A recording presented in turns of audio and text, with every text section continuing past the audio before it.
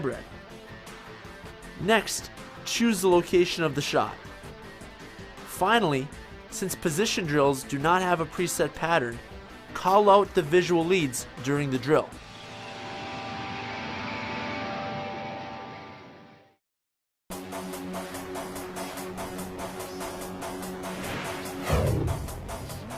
Imagine the net being the center of a large circle.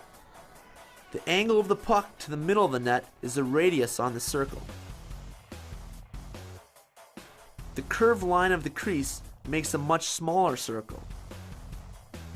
Place the goaltender at the top of the crease.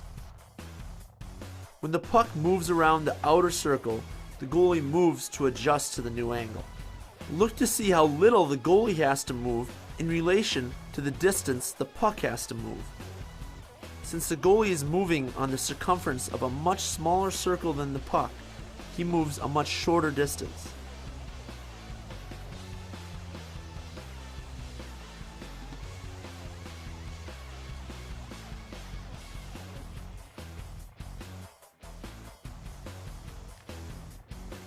Make sure not to over-shuffle when the player is carrying the puck across the ice.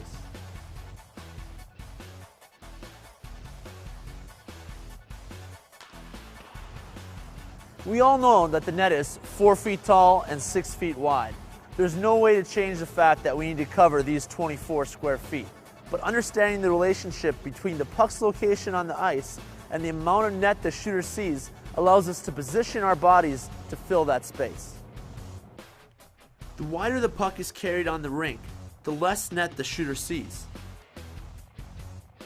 Through my training of goalies at all levels, I found that some goalies fail to realize just how little net the shooter actually sees when the puck is wide on the rink. Let's take a look at what the puck actually sees from various angles. Here's what the shooter sees from the top angle. From the blue line angle, there is less net visible to the shooter. Now from the hash angle,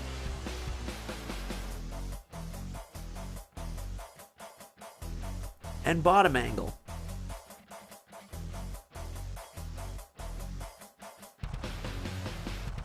Goalies must be aware of the tighter angle and adjust their position accordingly.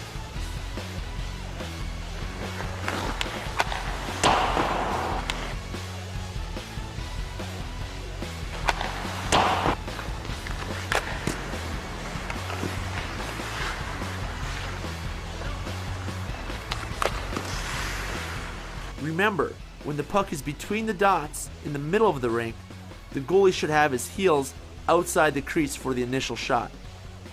When a player walks out of the corner towards the center of the ice, the goalie has to make both the angle adjustment as well as gain the appropriate amount of depth to account for the better angle the shooter makes for himself. If a player starts in the middle of the ice and carries the puck wide on the rink to shoot, he decreases the amount of net he sees. Additionally, the goalie has to decrease his depth as he enters the hash and bottom angles. When the puck gets moved wide on the rink, the goalie doesn't have to be so far out due to the sharp angle. So having his toes at the crease line is the optimum depth. We can see that when a goalie's toes are at the crease line and the puck is on this sharp angle, he effectively takes up the entire net. Moving any further out would not be efficient for 4 reasons. Number 1, he does not fill up any more net coming any further out. We know when the puck is carried wide on the rink, passing the puck to the middle of the ice is a popular option because the shooter doesn't see much net from this tight angle. We know that his teammate has a better shot in the middle of the ice because he sees more net.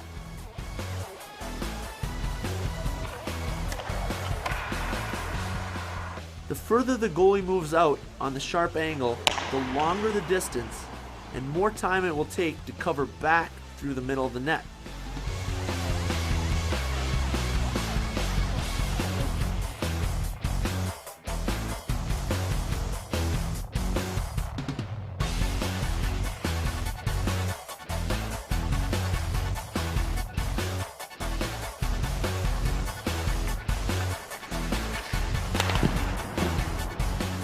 Number 3. If a goalie is too far out and the shot is taken, which results in a rebound coming up the middle of the ice, the same principle is true as in number 2.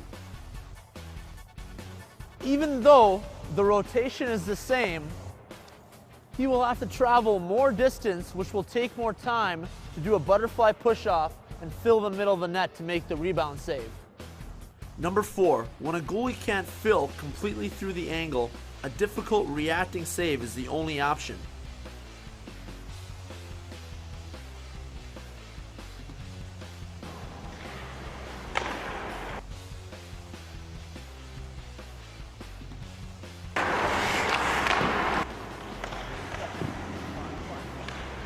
Whereas if a goalie has a shorter distance to cover, he'll be able to fill through the true angle and give himself the option to make an easy blocking save.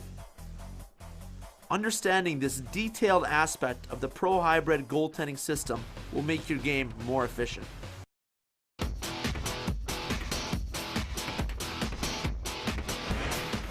We, as goalies, must get creative and maximize the amount of ice we use for drills. Oftentimes, one goalie will be in the net, and 1 to 2 other goalies will be waiting for their turn in the crease. I created face-off drills using the visual lead position system to solve this problem. There are 3 specific patterns for face-off drills. They are quadrant pattern,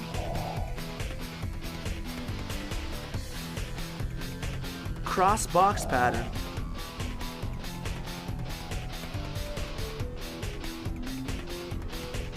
and diamond pattern. All of these drills utilize the face-off circles next to the net. In Volume 1, we briefly showed the quadrant pattern movement drill, using power strides and recoveries. Now let's take a look at the corresponding visual leads and multiple types of drills that correspond with the quadrant drill. The visual leads that correspond with the quadrant pattern face-off drills are the red line, the blue line, the goal line on the boards, and the right side post. If using the right side quadrant, the visual lead would be the left side post. You can execute any of the following movements in the quadrant pattern: power strides,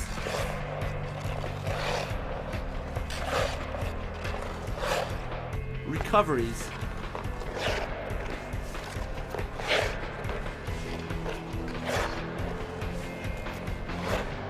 butterfly slides,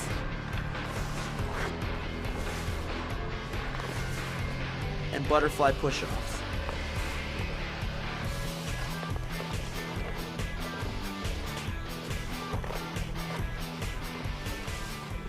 Two goalies can also go at the same time by starting diagonal to each other. Let's see some pro hybrid goaltenders tear up the quadrant pattern.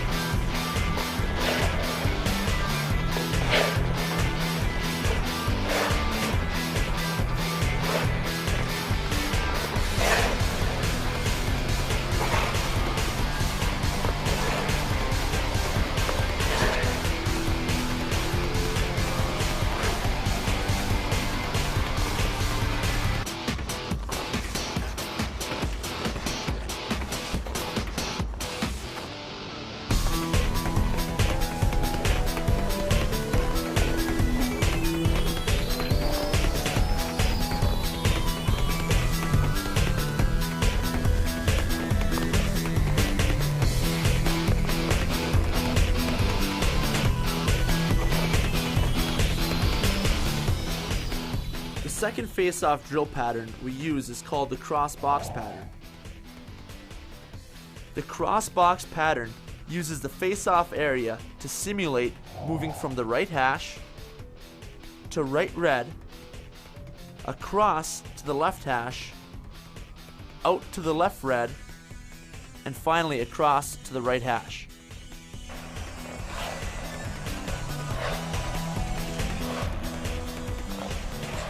The visual leads when using the right face-off dot for the cross box pattern are right post, goal line on the boards, red line, and the blue line. Let's take a look at some examples of this pattern.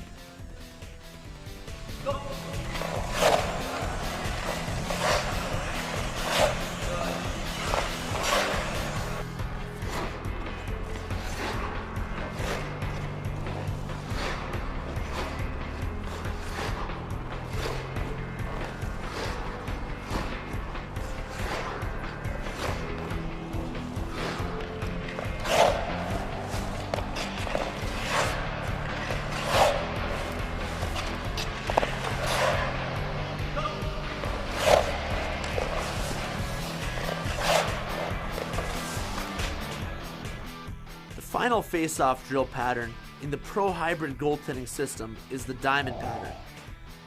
The diamond pattern simulates moving from top crease to bottom angle back to top crease.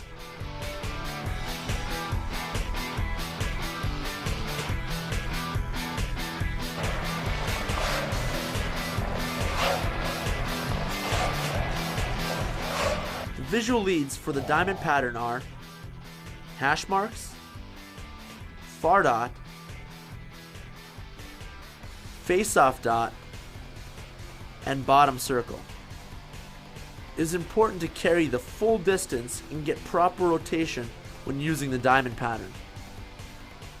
When doing movement drills using the diamond pattern face-off drill, be sure to note that there's less rotation and more distance to carry when going between the wide lines to the narrow lines, and more rotation with less vertical distance to carry when going narrow to wide. Let's watch Bo rip around using this diamond pattern movement drill. Go!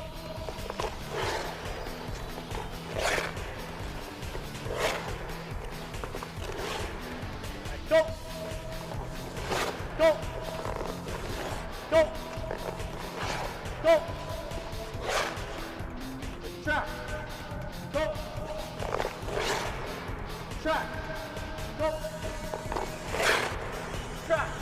Go! Track! Go! Away. Track!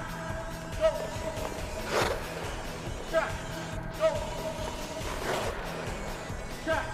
Go! Track! Go! Snap! Hybrid! Go! Snap! Hybrid! Go! Snap! Hybrid! Go! Snap! Hybrid! Go! Other way. Snap! Hybrid! Go! Snap! Hybrid! Go! Snap! Hybrid! Go! Snap! Hybrid! Go! Good job. The diamond pattern can also be used outside the face-off dots. Remember to carry a stick distance of depth when moving in the diamond pattern outside the face-off dot. Go! Go! Go! Go! Go! Go! Go!